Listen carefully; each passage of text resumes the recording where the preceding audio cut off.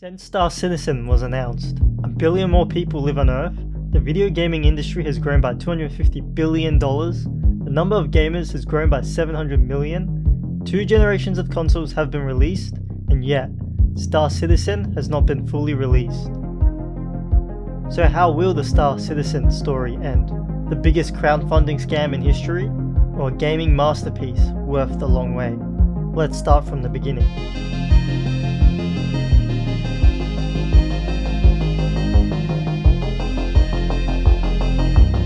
Star Citizen began production in early 2010 by Cloud Imperium Games with Chris Roberts as director, who created the Wing Commander games.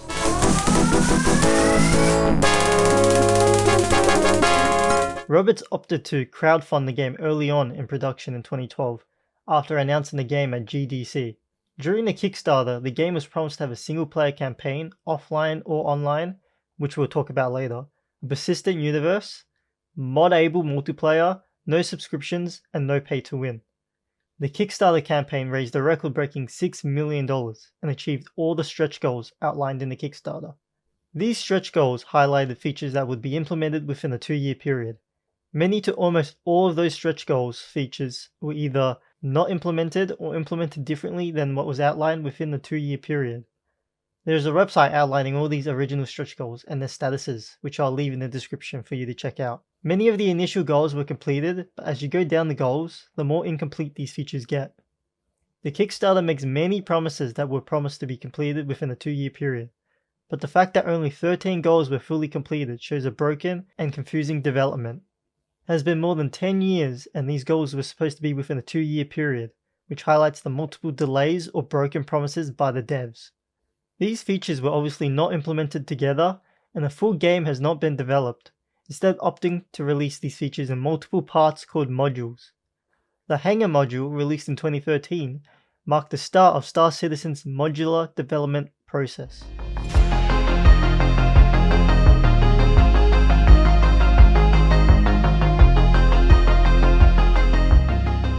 The first module, called the Hangar module, allowed users to explore their own hangar with different vehicles and ships. The hangar had 4 main types with different looks, but all only allowed players to roam around, spawn, and explore ships and decorations.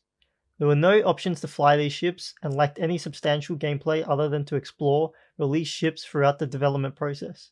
As of 2021, the hangar module is disabled due to issues and the implementation of the persistent universe where ships and hangars can be used by users. The next module was released in 2014 called Arena Commander, or the Flight Combat module, which allowed users to fly and fight online users or AI opponents. The module has 7 game types so far: Battle Royale, Capture the Core, Classic Race, Free Flight, Pirate Swarm, Quadrant Battle, and Vandal Swarm. These modes have been developed over time and can be accessed through the main menu. However, in order to play Arena Commander, you must rent ships with in-game currency, which is earned or bought with microtransactions. Despite the Kickstarter claims of no pay to win, Star Citizen is riddled with microtransactions. The next module was released in 2016 called Star Marine, or the FPS module, which is a ground combat simulator that allows users to fight with weapons. The module has 2 multiplayer game modes, Last Stand and Elimination. In these game modes, players can play and earn REC, which can be used for loadout customization. In 2015, the Persistent Universe was released,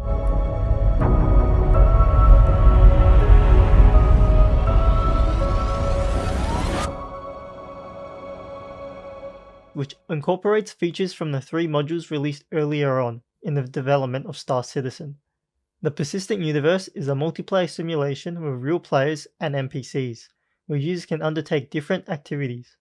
Currently, the activities available are missions, cargo delivery, piracy, bounty hunting, planetary landings, first-person combat, and mining. Items and progression within the universe are managed by 2 systems, the Universe Database and the Long-Term Persistent Ledger. The database stores character information such as location, customization, and loadouts, and status of ships, while the Ledger stores purchase and currency records. Star Citizen has been in alpha since the first release of the Hangar module, with no full release date announced or in sight so far. The Persistent Universe is the closest thing to the promised game in the Kickstarter. With the disjointed releases and updates of the game, Many early adopters had special privileges and power within the game market, such as the ability to buy ships with lifetime insurance, and buy ships that newer players could not. This created a grey market.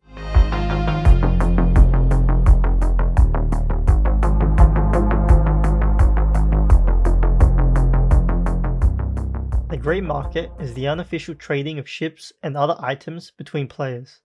The grey market came to rise when in 2012, CIG stopped selling ships with lifetime insurance to newcomers, which created a desire for trading between players. Items would receive markups of up to 400% due to the pursuit of profit for traders and ultimately cause large amounts of scams as well. Many ships and packages go for up to thousands of dollars, with packages going for more with lifetime insurances. Since trading is done between individuals or through middlemen sites, scams occur frequently outside of CIG's control. There are many possible ways to scam, such as selling a ship and then claiming to be hacked to receive the ship back, a seller not giving a ship after getting paid, or a buyer receiving a ship and then proceed not to pay, buying ships as a way to launder money from stolen credit cards, appealing for refunds using PayPal, or the middleman site can be untrustworthy and scam as they are not monitored or controlled by CIG. Despite CIG not endorsing the grey market, they have experienced no desire to clamp down on the grey market but have implemented changes to the gifting system.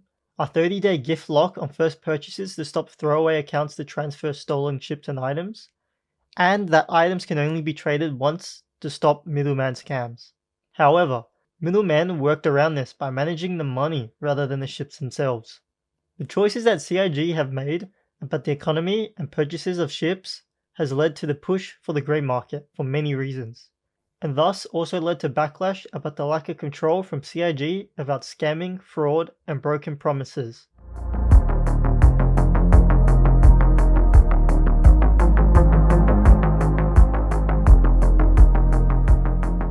A game that has been in development for over 10 years cannot exist without backlash and the desire for refunds.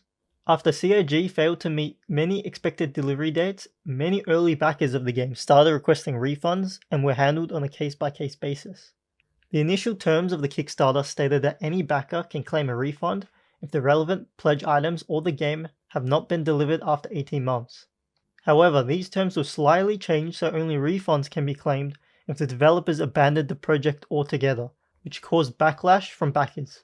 Currently, the terms allow for a 14-day cancellation period with a company policy of refunds within 30 days. And those who have spent money before the first change of terms can still claim refunds. The long development and many broken promises have led to many legal troubles for starcitizen. A backer who spent $2,550 wanted a refund after postponement of virtual reality that would allow them to enjoy the game without the disability. After being investigated by the Department of Consumer and Business Affairs, the refund was processed as the backer did not download the game and therefore did not agree to terms and conditions. Other backer court cases were not so lucky. In 2018, one backer opened a court case against CIG to refund $4,496 after he had grown disillusioned by the broken promises and numerous delays. CIG provided evidence that the large majority of purchases by the backer were made after the change to refund terms, and the backer would have to accept the new terms for those purchases. The judge presiding the case ruled against the backer. Another lawsuit against CIG by Crytek, the developers of the CryEngine, was filed in 2017 for copyright infringement and breach of contract after CIG transitioned to the Amazon Lumberyard game engine. Crytek argued that CIG continued to use the CryEngine without the logo or materials, and failed to disclose modifications to the CryEngine. CIG argued that Crytek was selective and misleading about the agreement between the two companies, and looked to dismiss the lawsuit numerous times. In 2020, both companies filed for a settlement proposal and CIG acquired a license for the CryEngine from Crytek. The UK Advertising Standards Authority asked CIG to make it clear that concept ships for sale are not yet available in the game, after customer complaints cited a lack of transparency from CIG. Upon this, CIG now includes disclaimers about concept ships in their marketing emails to users. StarCitizen is under constant backlash from users due to its many delays and postponement of numerous delivery dates throughout development. There have also been many instances of user backlash after patches and updates that did not meet expectations or have technical problems. Despite this, many users are hopeful and looking forward to the future of StarCitizen.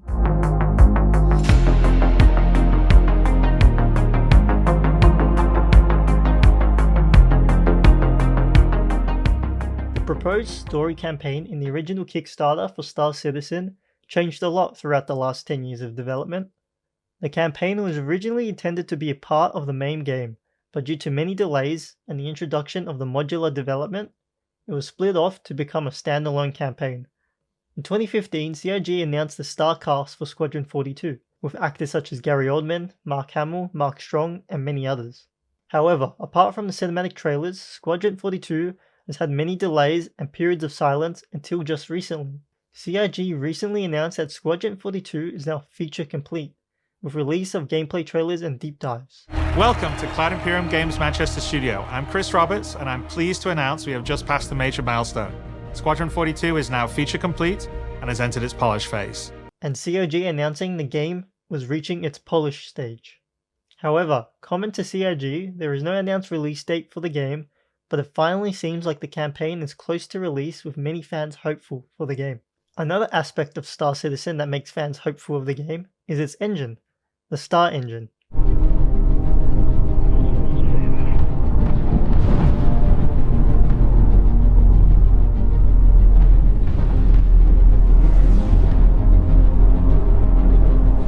The engine shows impressive technological advancements and capabilities that give some hope to future development potentials from CIG and for Star Citizen. No one can argue the advancements and spectacular elements apparent in the game thus far, but like many others, I am skeptical of CIG's ability to fulfill promises in a timely manner, as no delivery dates for development can make a game lose focus and organization.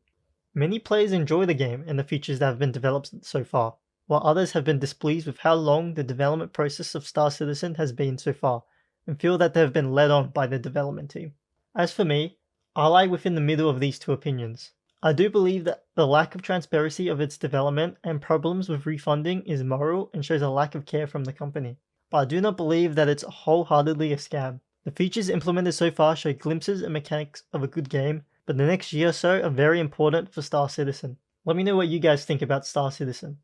Are you looking forward to the future of the game? Do you enjoy the game and what it has to offer so far? Or do you feel that Star Citizen is a long-winded development full of broken promises? Only time will tell whether Star Citizen will ultimately be a crowdfunding scam or a masterpiece that needed time to develop.